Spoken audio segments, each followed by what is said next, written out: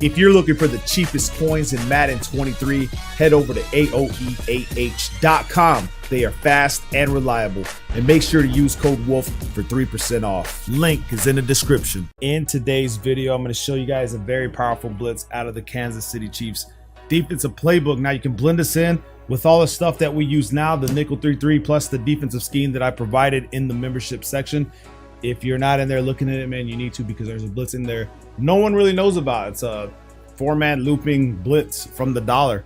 So make sure you go check that out. Become members. There's the Y off trail week full offensive scheme in there as well. Detailed breakdowns on everything. Now the dime normal, very, very good formation, especially this year at Madden. You know what I mean? And all you really want to do, I'm not going to do it for this video, but you want to have your fastest corners on the outside. So here we're going to have Murphy and we're going to have Simmons as a linebacker in this position. But you can make whatever adjustments you need to make on this side. Now, as far as the outside, you have linebackers. This is what's cool about it, is that we can actually use linebackers from the outside, and I'll show you guys the technique and the trick that I use in my gameplay. So dime blitz 0, DB blitz 0 is the name of the play, and we can go against anything pretty much in this game.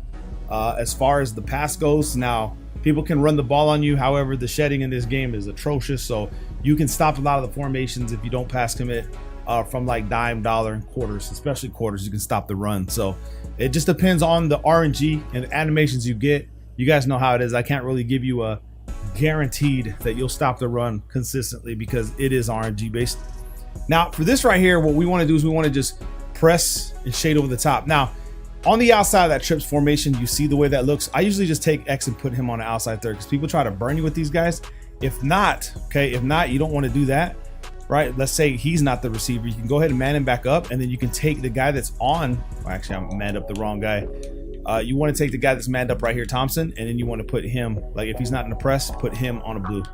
So it looks like this. Okay, so it's all up to you how you want to do it. I'm going to shade outside because the running back and the tight end could go on a table plus a corner route. It could be level cell, you don't know, so you got to be careful. And your assignment is simple. It is the running back. Now if you have time, you bring this guy in, but it's going to give away that you're blitzing, so be careful. And then with this setup right here, we just, like I said, you can watch running back, but these guys are going to come screaming in. Now it is the trips formation, so it's a little bit more difficult to execute because of the alignment of the players. So you want to make sure that you do this right. You could even stand on the side of the running back and then guard him, but you're going to come, oh my god, we're all flopping over. But you're going to see that the blitz is going to come in crazy. Now, what's crazy about this blitz right here, okay?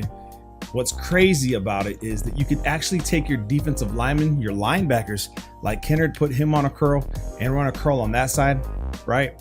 And then you still stand here, boom. And then your pass rush is going to get there anyway, all right? This is what's weird about it. Where this defense really shines is against the bunch formations, as I'll show you in a little bit. You can even try base aligning if you want. Base aligning will actually help you a little bit.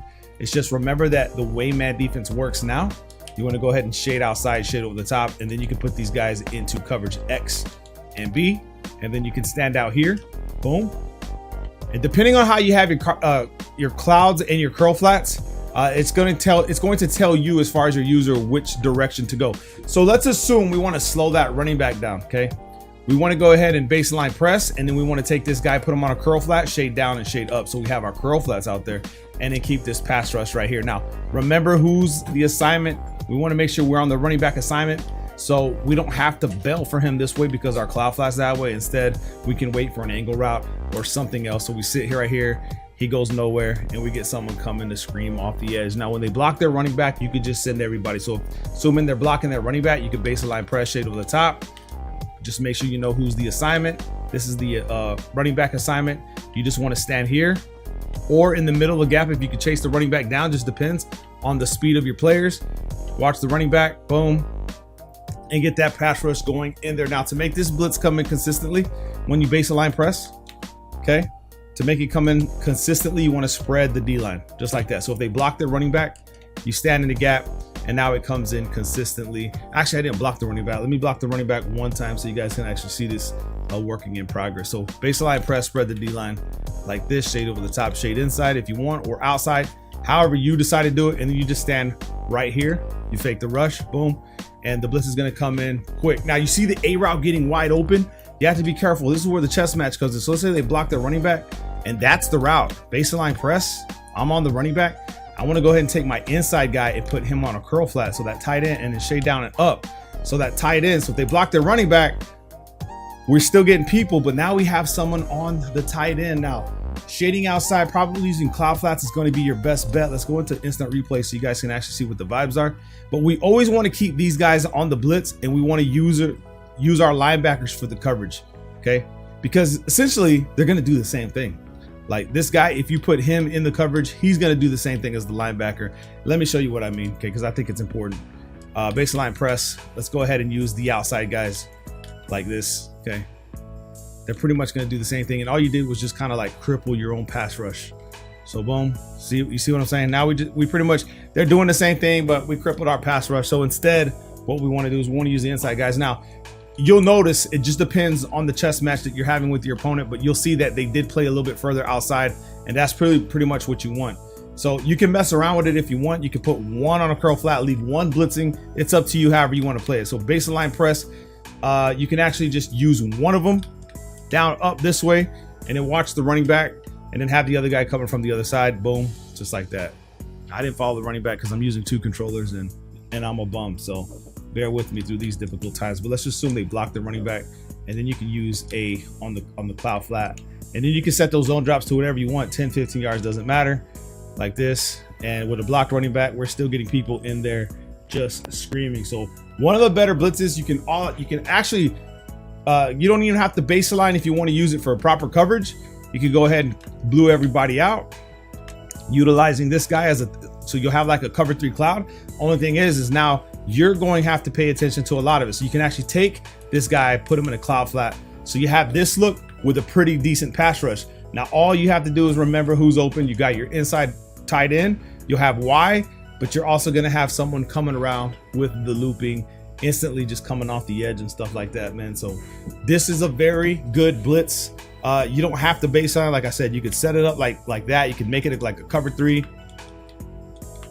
It's like a cloud, right? And then you can put whoever you want into coverage. So it could be this guy you put in the coverage. Maybe you want him on a vertical hook. Maybe you don't want to get cooked on a slant inside. You can contain. All right, you can have this going on right here. Boom, watching the tight end running back side. Like I said, it's a chess match. That play, right side was open.